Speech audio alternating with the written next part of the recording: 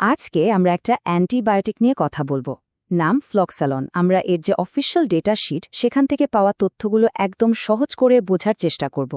মানে এটা ঠিক কি, কখন কাজে লাগে, আর এটা ব্যবহারের সময় কি কি খেয়াল রাখতে হবে, সবকিছু। তো আলোচনার একেবারে শুরুতে সবচেয়ে জরুরি যে কথাটা, সেটা দিয়ে শুরু করা যাক। এই কথাটা কিন্তু পুরো আলোচনায় বারবার ফিরে আসবে, কারণ এর চেয়ে গুরুত্বপূর্ণ আর কিছু নেই। আচ্ছা, তাহলে দেখে নেওয়া যাক আজকের আলোচনায় কি কি থাকছে। আমরা একদম শুরু থেকে মানে ফ্লক্সালোন জিনিসটা কি সেখান থেকে শুরু করে এটা কিভাবে কাজ করে, এর ডোজ কেমন হয়, কি কি ঝুঁকি থাকতে পারে, আর সব শেষে পুরো আলোচনা থেকে আমাদের মূল শিক্ষাটা কি, এই সবগুলো বিষয় এক এক করে দেখব।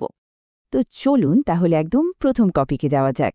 সবার আগে জানা দরকার এই ফ্লক্সালোন আসলে কি। দেখুন, ফ্লক্সালোন হচ্ছে একটা অ্যান্টিবায়োটিক। আর অ্যান্টিবায়োটিক কি তা তো আমরা কমবেশি সবাই জানি, তাই না? সহজ করে বললে এটা এমন একটা ঔষধ যা আমাদের শরীরে ঢুকে পড়া ক্ষতিকর ব্যাকটেরিয়াগুলোর বংশবৃদ্ধি আটকে দেয় কিংবা সেগুলোকে সরাসরি মেরেই ফেলে। এখন এই ফ্লক্সালোন নামটা তো একটা ব্র্যান্ডের নাম।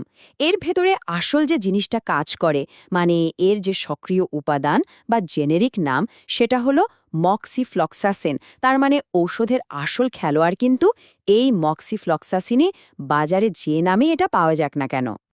আচ্ছা, এই স্লাইডটা কিন্তু খুবই ইন্টারেস্টিং, কারণ এখান থেকে ঔষধটার ক্ষমতা সম্পর্কে একটা ধারণা পাওয়া যাবে। দেখুন, এখানে 3টে পয়েন্ট আছে। প্রথমত, এটা ফ্লোরোকিউনোলো ক্লাসের একটা অ্যান্টিবায়োটিক। দ্বিতীয়ত, আর এটাই আসল ব্যাপার, এটা একটা 4th জেনারেশন বা চতুর্থ প্রজন্মের ঔষধ। এখন প্রশ্ন হলো, এই 4th জেনারেশন মানে কি? মানে হচ্ছে সময়ের সাথে সাথে বিজ্ঞানীরা এই ওষুধটাকে আরও উন্নত, আরও স্মার্ট বানিয়েছেন। এটা আগের জেনারেশনের ওষুধের চেয়েও বেশি কার্যকরভাবে কাজ করতে পারে। আর 3 নম্বর পয়েন্টটা দেখুন, ব্রড স্পেকট্রাম। এই কথাটার মানে হলো এটা কোনো নির্দিষ্ট 1-2 ধরনের ব্যাকটেরিয়ার জন্য নয়, বরং এটা একটা ওয়াইড রেঞ্জের, মানে অনেক ধরনের ব্যাকটেরিয়ার বিরুদ্ধে এটাই লড়তে পারে। এটা একটা বিরাট সুবিধা, বিশেষ করে যখন ঠিক কোন ব্যাকটেরিয়ার জন্য ইনফেকশন হয়েছে সেটা সঙ্গে সঙ্গে জানা যাচ্ছে না। তবে হ্যাঁ, এর একটা ঝুঁকির দিকও আছে।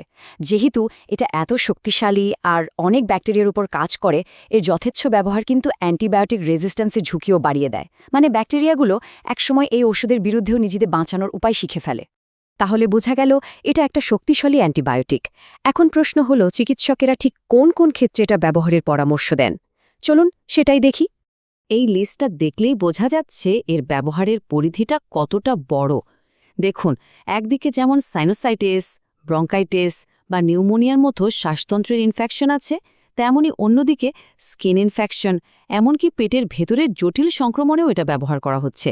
তার মানে এর কাজের ক্ষেত্রটা বেশ বড়। বেশ, আমরা জানলাম এটা কি কাজ করে, কিন্তু প্রশ্ন হলো এটা কিভাবে কাজটা করে। মানে শরীরের ভেতরে গিয়ে ঠিক কি এমন করে যে ব্যাকটেরিয়ারা আর টিকতে পারে না? চলুন এর পেছনের সহজ বিজ্ঞানটা একটু জেনে নিই। এই উপমাটা কিন্তু ব্যাপারটা বুঝতে খুব সাহায্য করে, তাই না? ভাবুন তো, ব্যাকটেরিয়া যখন বংশবৃদ্ধি করে তখন সে তার ডিএনএকে বারবার ফটোকপি করতে থাকে। একটা থেকে দুটো, দুটো থেকে চারটে, এভাবেই বাড়তে থাকে। মক্সিফ্লক্সাসিন ঠিক ওই ফটোকপি মেশিনটাকেই জ্যাম করে দেয়। ব্যাস, আর কপিও হয় না, ব্যাকটেরিয়াও বাড়তে পারে না। আর এই স্লাইডটা হলো ওই ফটোকপিয়ার জ্যাম করার পেছনের আসল বিজ্ঞান। দেখুন, ব্যাকটেরিয়ার ডিএনএ কপি করার জন্য দুটো জরুরি এনজাইম লাগে। এখানে নামগুলো লেখা আছে, টপো আইসোমারেজ 2 আর 4। মক্সিফ্লক্সাসিন একদম টার্গেট করে এই দুটো এনজাইমের কাজই বন্ধ করে দেয়। ফলাফল কি? ব্যাকটেরিয়ার ডিএনএ কপি করার পুরো সিস্টেমটাই ভেঙে পড়ে, আর এভাবেই ইনফেকশনটা নিয়ন্ত্রণে চলে আসে।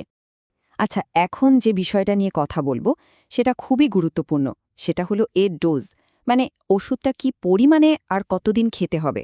আর এটা কিন্তু পুরোপুরি নির্ভর করে কি ধরনের ইনফেকশন হয়েছে আর সেটা কতটা গুরুতর তার উপর।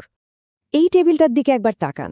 এখানে খুব পরিষ্কারভাবে দেখানো হয়েছে যে যদিও প্রতিদিনের ডোজটা সাধারণত একই 400 মিলিগ্রাম, কিন্তু কোর্সটা কতদিনের হবে সেটা রোগীর ওপর নির্ভর করে পুরোপুরি বদলে যাচ্ছে। যেমন ধরুন, সাইনোসাইটিসের জন্য হয়তো 7 থেকে 10 দিন, কিন্তু জটিল স্কিন ইনফেকশনের ক্ষেত্রে সেটা 21 দিন পর্যন্ত চলতে পারে।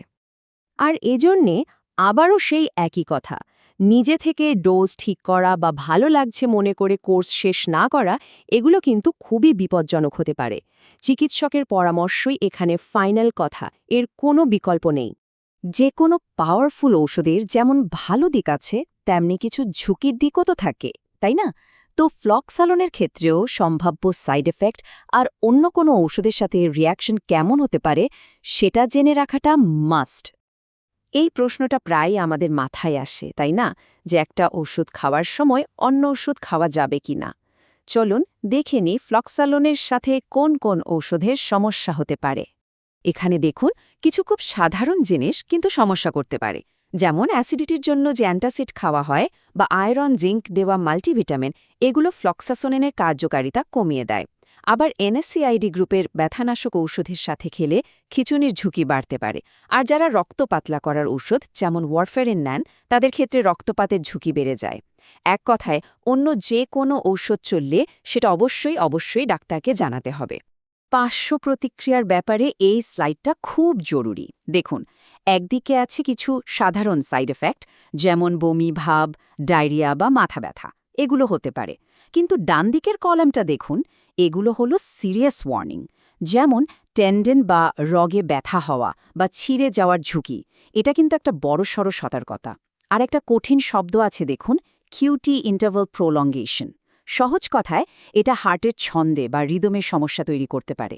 তাই এই ঔষধ চলাকালীন যদি হার্টবিট অস্বাভাবিক লাগে বা এই ধরনের কোনো গুরুতর সমস্যা দেখা দেয়, এক মুহূর্ত দেরি না করে ডাক্তারের সাথে যোগাযোগ করতে হবে। আর এটাও পরিষ্কারভাবে মনে রাখতে হবে যে এই ওষুধটা কিন্তু সবার জন্য নয়। যাদের এই ধরনের অ্যান্টিবায়োটিকে আগে অ্যালার্জি হয়েছে তাদের জন্য এটা পুরোপুরি নিষিদ্ধ। প্রেগন্যান্সি বা ব্রেস্টফিডিংয়ের সময় এটা একদমই সুপারিশ করা হয় না। আর হ্যাঁ, ১৮ বছরের কম বয়সীদের ক্ষেত্রেও এর ব্যবহার নিরাপদ কিনা সেটা প্রতিষ্ঠিত নয়, তাই তাদের এটা দেওয়া হয় না। তো এতক্ষণ ধরে আমরা অনেক কিছু জানলাম। এখন যদি পুরো আলোচনাটাকে একটা কথায় নিয়ে আসতে চাই, তাহলে সবচেয়ে গুরুত্বপূর্ণ টেকঅ্যাওয়ে বা মূল শিক্ষাটা কি? মূল কথাটা হলো ফ্লক্সালোন নিঃসন্দেহে একটা খুব শক্তিশালী আর কার্যকর অ্যান্টিবায়োটিক। এটা গুরুতর ইনফেকশনের বিরুদ্ধে দারুণ কাজ করে, কিন্তু এটাকে একটা শক্তিশালী অস্ত্রের মতোই দেখতে হবে। ঠিকমতো ব্যবহার করলে এটা জীবন বাঁচায়, কিন্তু একটু ভুল বা অসতর্ক ব্যবহার হলে এর থেকে মারাত্মক ক্ষতিও হয়ে যেতে পারে। আর তাই যে কথাটা দিয়ে আমরা এই আলোচনা শুরু করেছিলাম ঠিক সেই কথা দিয়েই শেষ করতে চাই। যে কোনো অ্যান্টিবায়োটিক, শুধু ফ্লক্সালন নয়, যে কোনো অ্যান্টিবায়োটিক ব্যবহারের প্রথম, শেষ এবং একমাত্র নিয়ম হল রেজিস্টার্ড চিকিৎসকের পরামর্শ। আর শেষে একটা প্রশ্ন রেখে যেতে চাই। ফ্লক্সালনের মতো এত শক্তিশালী ব্রড স্পেকট্রাম অ্যান্টিবায়োটিক আজ আমাদের হাতে আছে, যা চিকিৎসা বিজ্ঞানের এক দারুণ সাফল্য। কিন্তু এদের কার্যকারিতা ধরে রাখাটাই এখন সবচেয়ে বড় চ্যালেঞ্জ। কারণ আমরা যত এর অপব্যবহার করব, ব্যাকটেরিয়াগুলো তত বেশি চালাক আর প্রতিরোধী হয়ে উঠবে। তাহলে প্রশ্নটা হলো, ভবিষ্যৎ প্রজন্মের জন্য এই জীবন রক্ষাকারী ঔষধগুলোর কার্যকারিতা আমরা কিভাবে নিশ্চিত করতে পারি? এর দায়িত্বটা কিন্তু আমাদের সবার।